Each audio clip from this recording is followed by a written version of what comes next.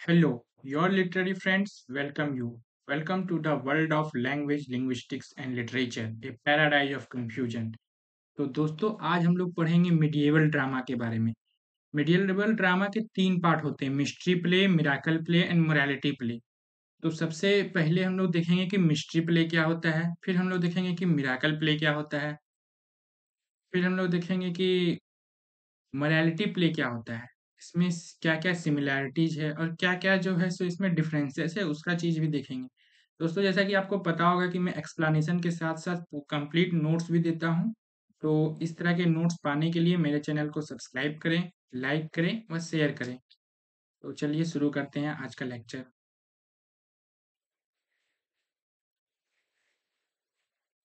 तो आज का लेक्चर है मिडिएवल ड्रामा पे। मिडिएवल ड्रामा शुरू करने से पहले मैं ड्रामा के बारे में कुछ बताना चाहूँगा कि ड्रामा जो होता है उसको हिंदी में कहते हैं नाट्य या फिर नाट्य रूपांतरण। तो ड्रामा जो है सो किसी चीज़ को इमिटेट करके उसको ड्रामा कहते हैं। किसी चीज़ को इमिटेट करना, किसी चीज़ के बारे में वैसा प्रेज़ेंट करना जैसा कभी हुआ हो या फिर होने वाला हो या फिर कभी हो चुका हो। तो उस चीज़ को करने को ड्रामा कहते हैं। तो मिडिएवल ड्रामा जो होता है वो सबका 5th सेंचुरी से लेकर के 15th सेंचुरी तक के पीरियड को मिडिएवल पीरियड करते हैं और इस बीच के लिखे गए ड्रामा को परफॉर्म हुए ड्रामा को मिडिएवल ड्रामा कहते हैं। तो चलिए देखते हैं। Medieval drama also known as medieval theatre और medieval plays refers to the dramatic performance that took place during the middle ages. देखिए इस एज को मिडिल एज कहते हैं, इसीलिए इस ड्रामा को मिडिएवल ड्रामा कहते हैं। रफली from the 5th century to the 15th century in Europe. It covers a wide range of genres and themes, but it was mainly influenced by Christianity and culture of the Middle Ages. वैसे तो इसमें बहुत सारे theme थे, medieval drama में बहुत सारा चीज लिखा जाता था, बट बेसिकली जो लिखा जाता था वो क्रिश्चियनिटी से इन्फ्लुएंस होकर लिखा जाता था। जैसा आपको पता होगा कि ये 5th सेंचुरी से शुरू हुआ था तो करीब 500 साल हो चुके थे, 400 साल से 500 साल के बीच में आपका क्रिश्चियनिटी को आए हुए, और क्रिश्चियनिटी यूरोप में मतलब स्प्रेड हो रहा था। तो उस समय जो है सो क्रिश्चियनिटी को स्प्रेड करने के लिए ही ये सारे ड्रामा का कॉन्सेप्ट लाया गया कि कैसे नॉर्मल पीपल, जो आम जनता है, जो लेमेन है, उसको कैसे कनेक्ट किया जाए क्रिश्चियनिटी के साथ। इसी के लिए जो है सो आपका लिटरेजिकल प्ले का कॉन्सेप्ट आया, जो जिसमें हम लोग आगे देखेंगे कि कैसे मिस्ट्री प्ले और मिराकल प्ले क्रिश्चियनिटी को बढ़ावा देता है, कैसे क्रिश्चियनिटी के जो बेसिक चीजें हैं, जैसे कि क्रिश्चियनिटी में जो जीसस क्राइस्ट है या फिर जो महान महान संत हुए हैं उनके, तो उनको कैसे रिलेट करके, उनके लाइफ को कैसे रिलेट करके अपने ड्रामा में प्रेजेंट करता है। देखिए यहाँ पे लिखा हुआ भी, it was mostly about God and the Bible.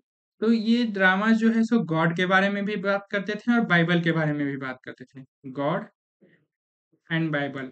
But some time it was also funny and sad.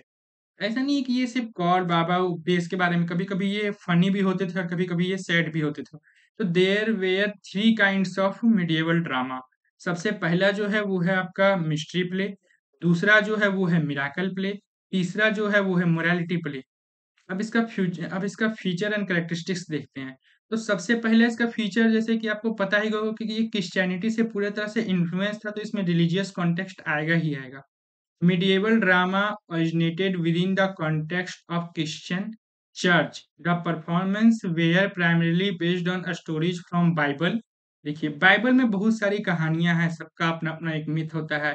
तो क्रिश्चियनिटी का जो माइथो है, क्रिश्चियन माइथोलॉजी है, तो उससे जो बाइबल में जो जो स्टोरी है तो उसी का रिप्रेजेंटेशन होता था मिडिएवल ड्रामा में। अब आगे देखते हैं। Focus on religious themes and moral lessons. The aim was to educate and inspire the audience through retelling the Bible narrative. उस समय आपको ये भी पता होगा कि उस समय की जनता जो थी वो ज़्यादा पढ़ी लिखी नहीं थी, और उस समय जो बाइबल था उस समय ट्रांसलेट भी नहीं हुआ था बाइबल, तो वो मुख्यतः लैटिन में था। तो कैसे वो चीज़ को मतलब वो नॉर्मल पीपल तक जो गॉड का जो मैसेज है वो कैसे पहुंचाया जाए, तो इसके कारण जो है सो ड्रामा इसका यूज किया किया जाने लगा। अब देखिए इसमें नेक्स्ट पॉइंट है वो है community involvement. Medieval drama involve the active participation of local community. अब लोकल कम्युनिटी में ऐसा नहीं कि कोई भी था, लोकल कम्युनिटी में बेसिकली वही लोग थे जो थोड़े से पैसे वाले थे, थोड़े से अमीर थे, जैसे ग्लाइड्स हो गए, ट्रेडर्स हो गए, रिलीजियस हो गए, चर्च में जो काम करते थे, चर्च में जो बड़े-बड़े ऑफिसर्स थे, वो सब था। तो वो वे सब क्या थे, अमेच्योर एक्टर थे, उन्हें एक्टिंग नहीं आता था क्योंकि उनका मेन काम एक्टिंग करना नहीं था, वो अपने अलग-अलग काम में माहिर थे, बट एक्टिंग में माहिर नहीं थे। तो वही है कि amateur actors often members of trade guilds and religious organization performed the roles. The plays were community endeavors fostering a sense of communal identity and pride. तो ये चीज मैंने बता दी आपको कि कैसे ये प्ले जो है सो एक लिमिटेड मतलब जो इलाइट क्लास है देखते सभी थे लेकिन जो प्रेजेंट करते थे जो परफॉर्मर थे जो एक्टर थे वो जो है सो मैक्सिमम इलाइट क्लासेस से आते थे इलीट क्लासेस से आते थे। अब जो है डायडेक्टिक पर्पस तो आपको जैसे कि आपको नाम से ही लग रहा होगा कि जो आप अगर बाइबल से है तो कुछ ना कुछ तो लेसन देगा ही अगर बाइबल से या सेंट के लाइफ पे बेस्ड है तो कुछ ना कुछ लेसन तो देगा ही। तो इसका एक डायडेक्टिक पर्पस था intending to teach moral and religious lesson to largely illiterate population. आपको पता होगा कि उस समय का पॉपुलेशन जो है सो लार्जली इलिटरेट था, उन्हें पढ़ना लिखना कुछ खास आता नहीं था। तो उनको एजुकेट करना भी ये ड्रामा का एक प्राइमरी गोल था। They aimed to reinforce Christian values, depict the consequences of sinful behavior, and promote virtuous living.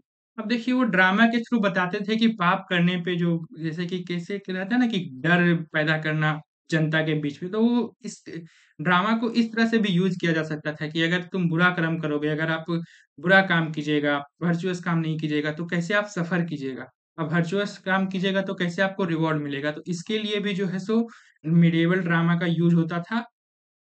अब नेक्स्ट है vernacular language.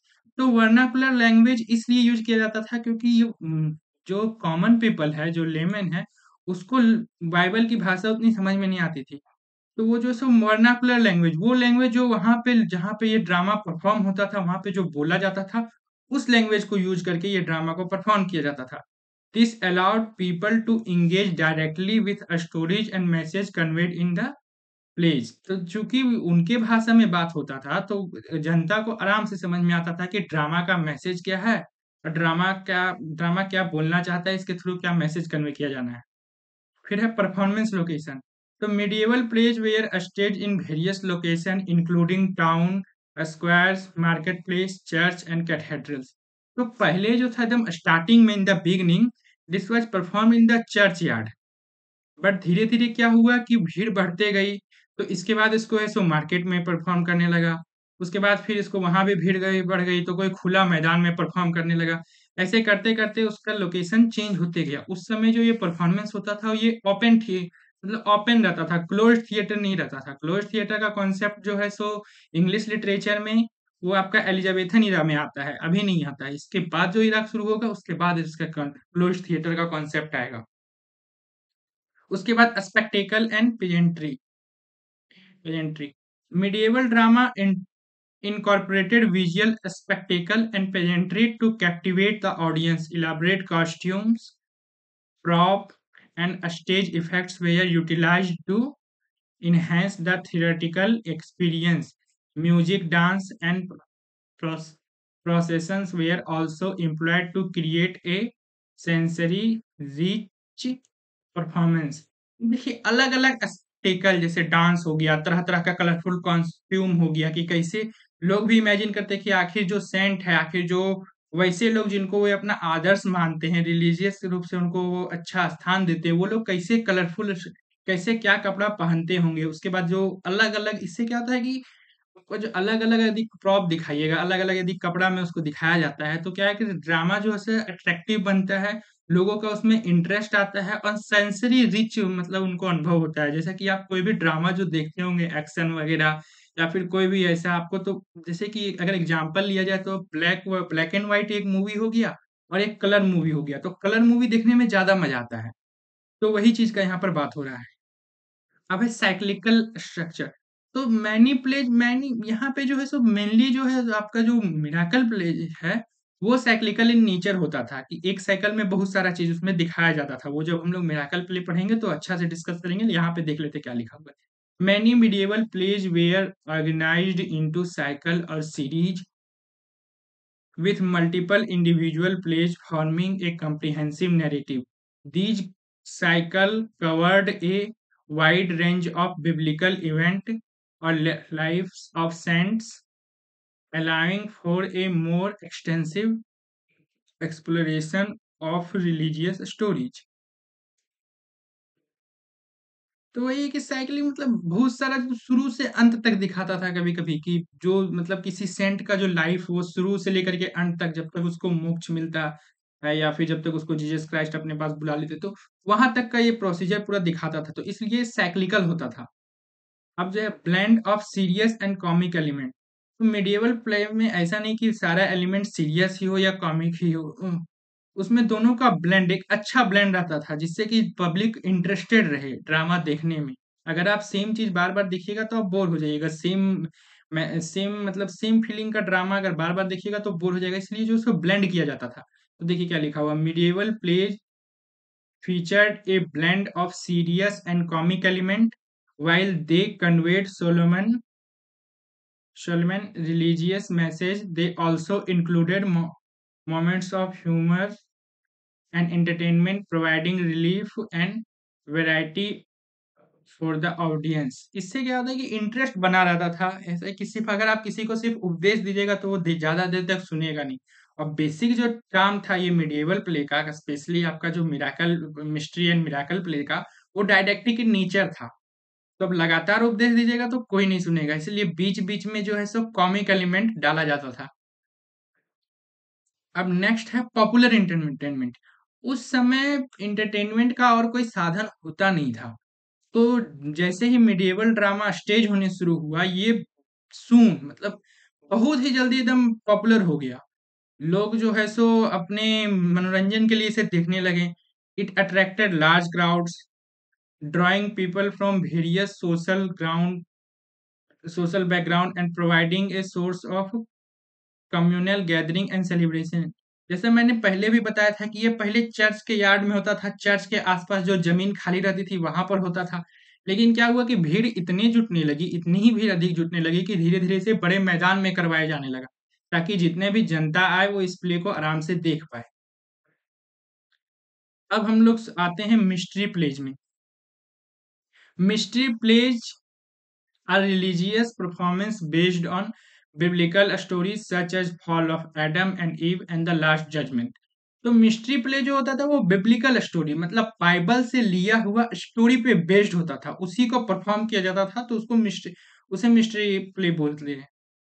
They are called mystery because they show the mysteries of God and his work. इसको mysteries play इसलिए बोला जाता था कि God का mystery बताता था कि क्या क्या हुआ है नहीं हुआ है, गॉड कैसे क्या अपना काम करते हैं। तो इस सब चीजों को वहां पे स्टेज के थ्रू दिखाया जाता था, स्टेज प्रेजेंटेशन के थ्रू। These plays were traditionally written and directed by monks and perform within the church setting. Mystery plays are a type of medieval drama that depict stories from the Bible and its interpretation। तो biblical सारी story mystery play में biblical रहती थी। अब इसमें देखते इसमें क्या है आगे। There are one of three they are sorry they are one of three principal kinds of vernacular drama in Europe during middle ages along with miracle play and morality play. एक तो मिस्ट्री प्ले हुआ, दूसरा miracle play हुआ और last में आपका morality play हुआ। अब फिर आगे देखते हैं। Mystery plays originated as part of the church service but later became independent and popular form of entertainment। पहले जो है सो ये चर्च से शुरू होता है, लेकिन जैसे मैंने बताया पहले भी कि धीरे धीरे इसकी पॉपुलैरिटी इतना बढ़ने लगी कि अब इसे इंडिविजुअली या ग्रुप में भी इसे परफॉर्म किया जाने लगा।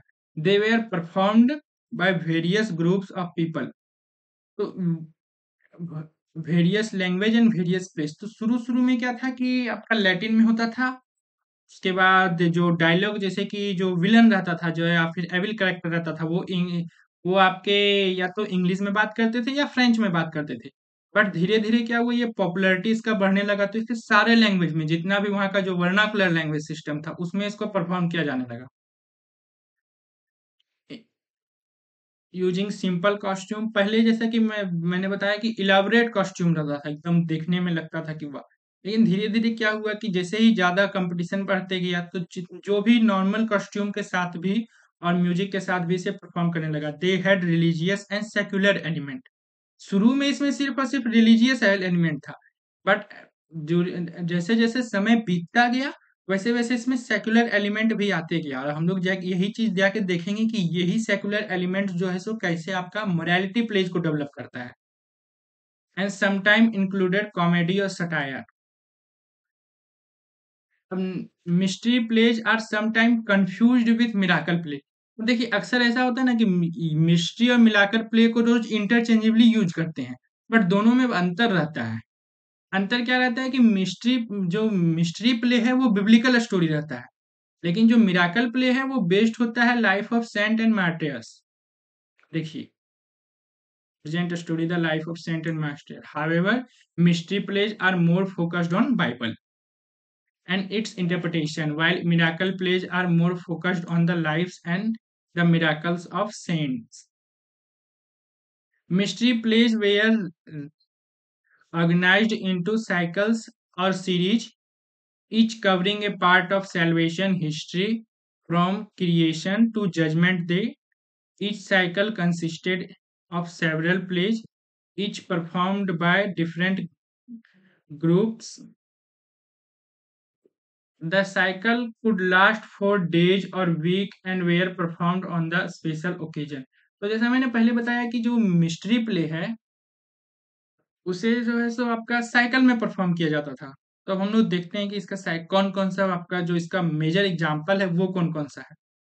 तो इसमें जो मेजर एग्जाम्पल है आपका यॉर्क मिस्ट्री प्लेज है, चेस्टर मिस्ट्री प्लेज है, वेकफील्ड साइकिल है, एंटाउन प्लेज है, और कॉर्निश मिस्ट्री प्लेज है। तो यहाँ पे जिस जगह पे परफॉर्म किया जाता था यूजुअली उसको इसी के साथ नाम दे दिया जाता था। शायद मैंने पहले बोला था कि जो साइकिल वाले जो है वो मिराकल प्ले में आते, लेकिन वो मिराकल प्ले में नहीं, मिस्ट्री प्ले में आते, तो ये चीज ध्यान रखिएगा। अब इसका जो कॉमन एग्जांपल, चूंकि मैंने बताया कि साइकिल में बहुत सारे प्लेज परफॉर्म होते थे, लेकिन ये सारे जो कुछ कुछ प्लेज है, ये कॉमन ही, ये लगभग सारे साइकिल में आपको मिल जाएंगे। अगर इसमें सारे के सारे नहीं मिलेंगे तो कुछ तो मिल ही जाएंगे, जैसे कि लास्ट जजमेंट हो गया, fall of Adam and ewe हो गया। आपको पता होगा एडम एंड ईव पे जो है सो जॉन मिल्टन ने पैराडाइज लॉस्ट लिखा, Paradise Lost Paradise Regained. The creation of world हो गया, the story of Cain and Abel हो गया, the wise man, the second shepherds play, birth of Jesus, flight into Egypt. अब next हमारा जो play है वो है आपका मिराकल प्लेज। तो मिराकल प्लेज क्या होता है? Miracle plays are type of medieval drama that present a real और fictitious account of the life, miracles and martyrdom of saint. देखिए, मिस्ट्री प्ले जो है वो बिब्लिकल स्टोरी पे बेस्ड है, लेकिन जो मिराकल प्ले है ये जनरली लाइफ ऑफ सेंट, जो मतलब कि जो मुख्य मुख्य जो सेंट हुए हैं, जो फेमस फेमस सेंट हुए हैं, उस उनकी लाइफ पे ये प्लेज बेस्ड होता था। They are also called saints play, इसीलिए इसे सेंट्स प्ले भी कहा जाता था, क्योंकि ये अलग अलग सेंट लोग के बारे में बताता था कि उनका जीवन कैसा रहा, कैसे वो they were have submitted themselves to God and they spent their whole life serving their religion, Christianity. They are one of three principal kind of play. तो ये आपका तीन जो बात मैंने पहले भी कही थी वही बात आगे लिखा हुआ है। ये आंसर को सुंदर बनाने के लिए है ताकि आपका मार्क्स ज्यादा है। और कभी कभी क्या होता है कि एक ही प्ले दे देता है, उसमें बोलता है कि right A short note on miracle play, right A short note on mystery play, right A short note on morality play. Miracle plays originated as part of church service but later became independent and popular forms of entertainment. जैसे ये mystery play popular हुआ, miracle play भी popular हुआ। वो तो purely biblical story पर था, लेकिन ये क्या था कि लाइफ ऑफ सेंट्स पे था। They were performed by various groups of people in various language and places using simple costume, props and music. They had religious and secular element and sometimes included comedy और satire, तो वही same चीज है। कुछ कुछ चीज आपको common मिलेगा और कुछ कुछ चीज आपको डिफरेंस मिलेगा। Miracle plays are often confused with mystery plays with one which are another type of medieval drama that depicts a story from the Bible. However, miracle plays are more focused on the of lives and miracles of saint, while mystery plays are more focused on the Bible and it's interpretation. तो वो जो अंतर मैंने बताया बस वही चीज यहाँ पर भी लिखा हुआ है। अब ये क्या कहता है, कभी कभी 5 नंबर का क्वेश्चन में डाल देता है कि what are the differences between miracle play and mystery plays, तो उसका आंसर आप यहाँ से आराम से निकाल सकते हैं। Example of miracle plays, the play of Saint Nicholas, a French play from the 12th century that tells the story. ये जो है सो सेंट निकोलस, जैसे कि आपको बताया गया था पहले भी कि मिराकल प्ले जो है सो संत लोग के जीवन पे ही आधारित होता था, तो यहाँ पे सेंट निकोलस है। उसी तरह the play of Saint Catherine, the play of Saint George, ये जो है आपका, फिर आपका the play of our lady, ये देखिए ये the play of our lady how Mary helped a monk who was tempted by devil disguised as a woman. तो इस सब के बारे में भी वो चीज डिस्कस करते थे कि ये भी बाइबल से तो इन्फ्लुएंस होना ही है, क्योंकि संत जैसे ही सेंट लोग आएंगे तो वो तो बाइबल से पूरा तरह को बाइबल को ही फॉलो करते थे, तो इसलिए ये सारे एलिमेंट भी आपको इस प्ले में देखने को मिलेंगे। अब हमारा जो आज का अंतिम टॉपिक है वो है आपका मोरालिटी प्लेज।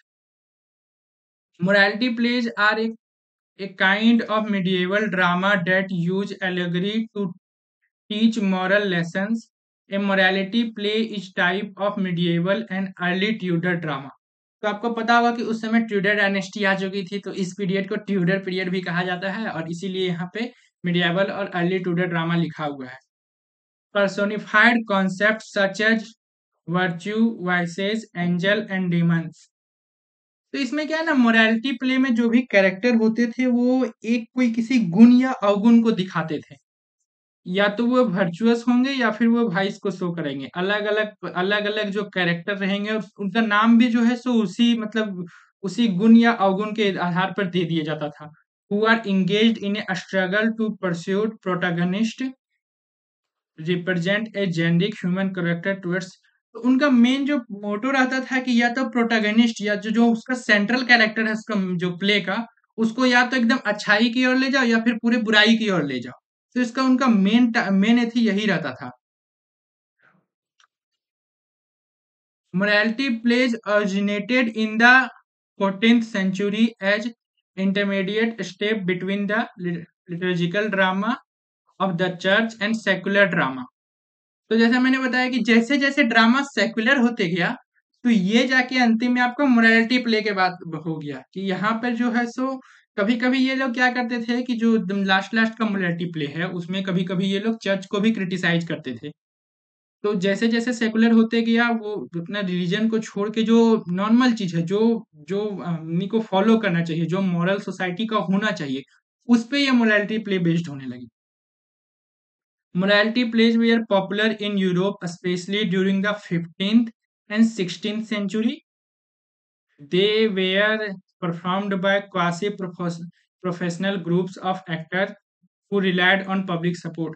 तो ये अलग अलग तरह के जो आपका जो थिएटर का जो ग्रुप है जो जगह जगह जाके परफॉर्मेंस देता था, तो उस पे जो है सो आपका ये रिलाय करता था। जो वो सारे ग्रुप जो है सो पब्लिक सपोर्ट पे रिलाय करते थे, उन्हें पब्लिक से ही फंड किया जाता था और वे उसी पे रिलाय करते थे, वहीं पे परफॉर्मेंस अपना देते थे।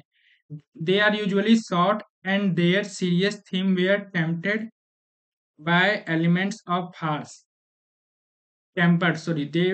उनका क्या है कि सीरियस थीम ना, कभी कभी वो लोग कॉमेडी क्रिएट करने के चक्कर में इतना ही ज्यादा कॉमेडी कर देते थे कि जो सीरियस एलिमेंट है, जो सीरियसनेस है प्ले का, वो आपका कहीं ना कहीं चला जाता था। तो अब हम लोग इसका एग्जाम्पल देखते हैं। तो सबसे पहले इसका एग्जाम्पल है the castle of प्रिजर्वेंस, N English play from the 15th century that shows how human genus humanity is tempered by various vices through out his life. इसमें क्या दिखाया जाता था कि जो ह्यूमैनिटी है उसको अलग अलग कैसे अलग अलग वाइसेस जैसे कि लालच हो गया और तरह तरह का है, उसको कैसे टेम्पर किया है, कैसे टेम्प्ट किया है, उसी के बारे में इसमें डिस्कस होता है द कैसल ऑफ प्रिजर्वेंस में।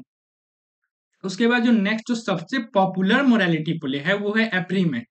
आपको अगर कभी एग्जाम्पल कुछ बोलेगा कि give an example of morality play तो आप वहां पे एप्रीमेंट लिख के आइएगा। ये सबसे पॉपुलर आपका उस समय का प्ले है, मिडिएवल प्ले जो मोरालिटी के प्ले की कैटेगरी में आता है। तो ये क्या है, इसमें जो है सो आपका दिखाया जाता है कि देखिए ये प्ले तो सबसे पहले 15th या फिर early 16 that shows how every human being is summoned by that to face God's judgement.